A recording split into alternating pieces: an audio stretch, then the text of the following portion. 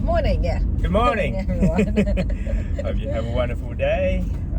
In today's video, we had a conversation last night. Yeah. Okay. In terms of there are different paths, I guess, in order for us to accumulate more wealth. Yep. Some part of that is actually go into debt, and there is some part of it that is not going into debt. By cash. Yeah. So the scenario is having a dilemma dilemma. Discussion. Should we acquire more debt in order for us to acquire more wealth? Or should we stick into our belief? Which is no debt. Slowly. Try not to have debt and minimize that as much as possible. I think it's because the easy path is actually acquire more debt. Yes, it's easy. It's faster. It's faster. So that's how we started, and yeah, it is faster because you use a small amount of money and then you control. Not really you control. Asset. Yeah. It's under your name legally. Not really, but it's got a title in the title. Like for example, if you're buying a property, you only require a certain amount of percentage. Let's say 10 or 20% or 5% of your own money, and then the rest of them is leveraging it with debt. Yeah. And then from there, you can control that asset using debt. Yeah. And we don't want to use debt, but if we don't use debt, that means we're not going to create more asset. Slowly though. Yeah, slowly. Yeah, we're still creating, but we're creating it slowly. Correct. So to make it faster, you can create more debt. Now, don't be fooled in the sense of, yes, there are people out there guess, hey, I got this new, new house, a new asset, let's say. But at the same time, how much debt did you require? Yeah. Or do you acquire in order for you to control that asset? So, in our scenario, for instance, we want to buy another property.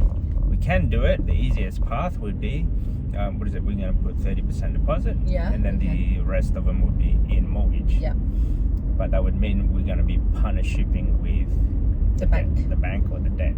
Yeah. And that means we're going to be profit sharing. A tenant coming in to pay off a rental income, but that means your profit margin is only 30%. And then the rest of them is in the debt. Yeah. So you're gonna pay for whatever cost associates with that property, and then you have to pay the interest plus. If you're paying, for us, we normally pay the principal and interest. Yeah. And yeah, it got me in that dilemma. I guess property investing. If you look at different, I guess, gurus out there, a lot of them is like get more debt, get more debt, get more debt. And that's how they get commission. Yeah, well, one is commission. That's how they sell. How you get wealthy quicker than traditional 9-to-5 or a full-time job. Yeah. Right. That's how they sell it. But I think, to be honest, logically, it makes sense. It makes sense to get more debt. How? Yeah.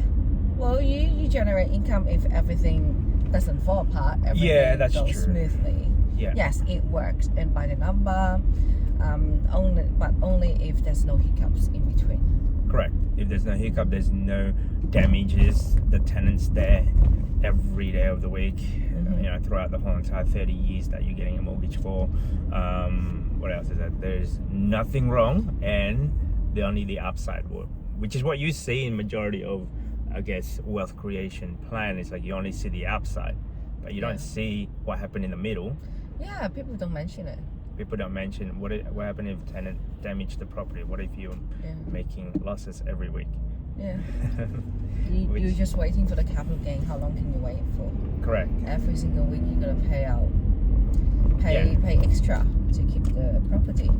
And realizing all of this, I tried. Watch out. Okay. Yeah. So realizing all of this, and we're looking at, is there another way for us to accumulate more wealth? Yeah. And we tried to do it without any debt, but to do that means we're not going to take us at least 5 years. Did we do your calculation if we want to buy a house cash. Yes, and it may take us like 5 years or 6 years to save up Uh-huh. instead of just get a loan from the bank and do it now. So I guess everyone have a different plan. This is just our thought process. Which way is better? I don't know. I don't know which one is better off. No one knows. I think it's based on your scenario and your stress level. Because like we were so stressful last time. We had so much debt. We were up to 1.2 million in debt. 1.8 in mortgage. Yes, in mortgage. In asset debt. Yeah. So, and realizing that's not fun. I think sometimes also once you're not in that scenario, you tend to forget a little bit what it feels like having that stress. Yeah. And then, like for me, it's like, oh yeah, okay, we're thinking of buying a new car. So that means I have to pay this big lump sum.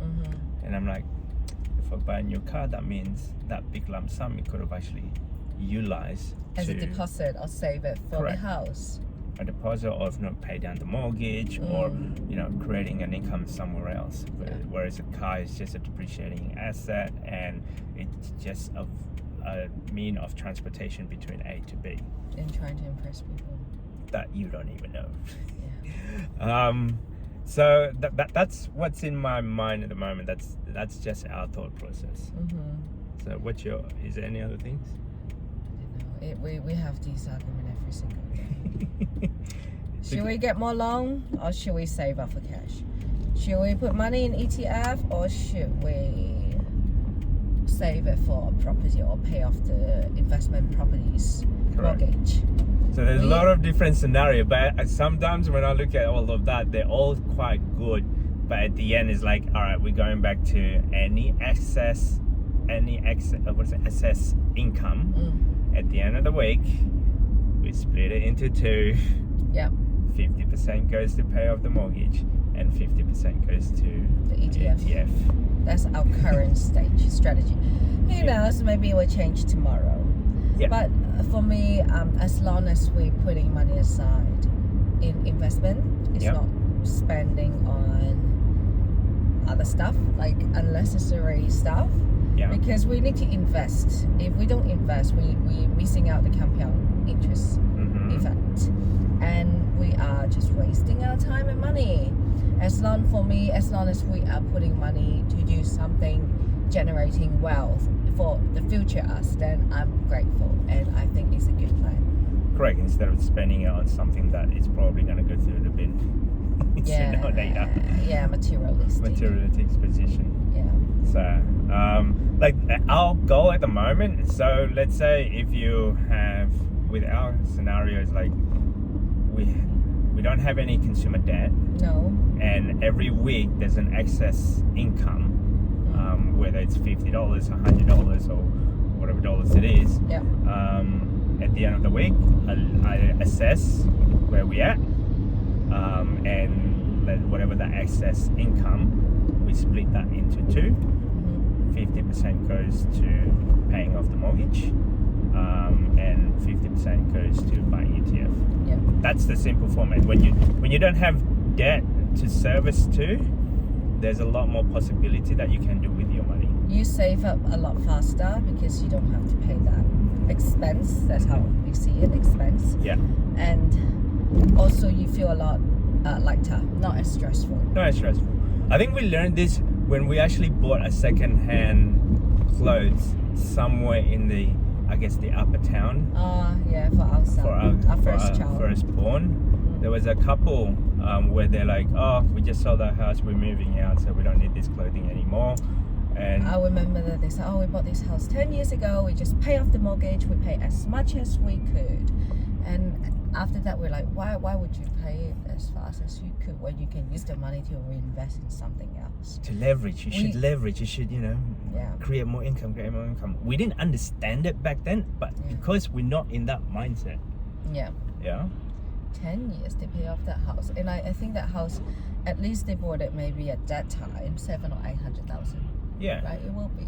Surely And they they- made like a giant profit of that because they don't have any mortgage repayment anymore. But then they sold it, they move it to a bigger house, they're going to upgrade Yeah. the house. And I'm sure with their scenario, I'm sure they won't, like if they're going to go on a mortgage, and maybe about 10-year mortgage or 5-year mortgage, a very small amount of mortgage, versus your traditional way of doing things, which is like a 30-year mortgage, or if not interest only mortgage. I'm sure they'll be paying as much as quickly as possible. Yeah, that's right. I didn't understand that lifestyle until we are here. Yeah, it's almost 7 years ago. Yeah. Almost.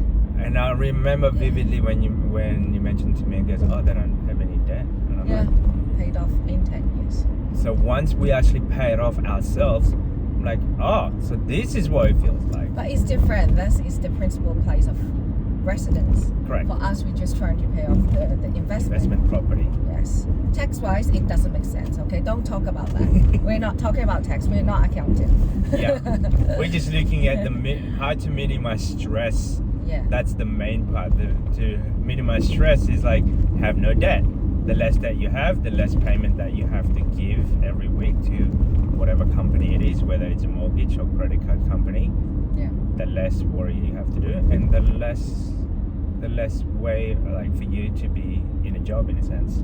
Yeah. Like we have the option. The thing is, if we paid it off and the income, we'll add it to our personal income.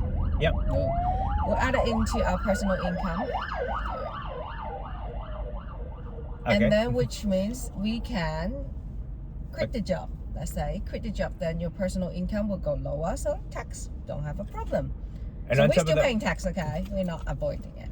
we can, like, if we don't have a mortgage repayment, let's say at the moment our mortgage repayment is, what is it, $600 bucks? Something, yeah. So it's $600 a week.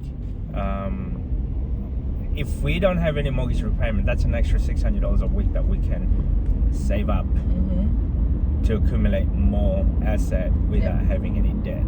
Yeah. I think both way right.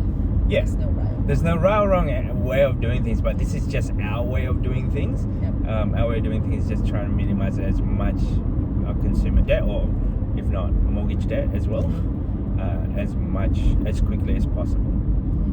Without having any debt, life is much simpler. Yeah, that's right. Anyway, that's just our 2 cents, guys.